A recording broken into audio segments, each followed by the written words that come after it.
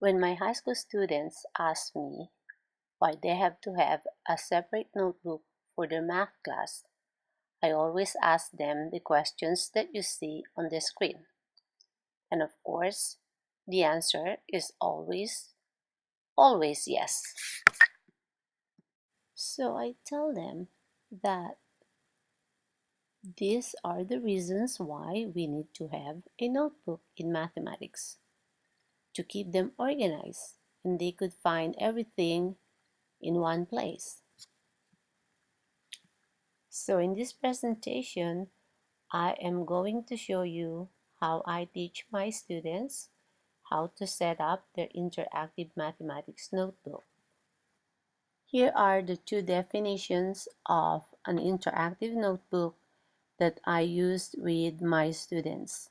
Ideally, an interactive notebook should be a spiral notebook or a composition notebook, but sometimes I let my students use a 3-ring binder with lots and lots of paper in it.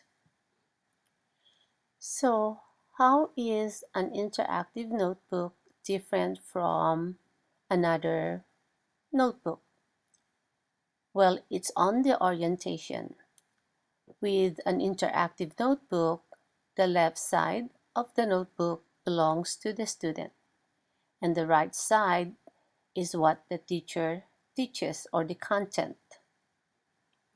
On the right side of the interactive notebook, this is where the students put the handouts that I give to them. They either paste or glue them on the side of the notebook. They also write down the notes that we take in class and the example problems that we worked out in class. The left side of the notebook, on the other hand, belongs to the student. This is where they do the reflections. They go over the notes that we took in class and rewrite them in their own words. Here are some examples of work that should go into the left side of the notebook. Here are some more examples of work that should go into the left side of the interactive notebook. The memory hooks are similar to PEMDAS that we use in Algebra 1 for the order of operations. Notes are taken on the right-hand side of the Mathematics Interactive Student Notebook. Here is an example of how a student took those notes, rewrote them in his or her own words, and transferred them into the left-hand side of the Mathematics Interactive Student Notebook with some memory hooks. Here's another example of how a student utilizes memory hooks to help him or her remember the concepts. These are foldables. They are simply 3D organizers that are visual and kinesthetic. They appeal to a variety of learning styles. They will be used as study guides to review for tests and quizzes and exams, and they also help students stay organized.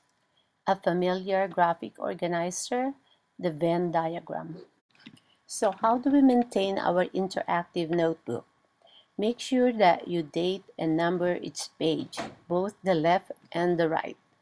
Also make sure that you keep it clean and neat, and please read the rest of the requirements on this page.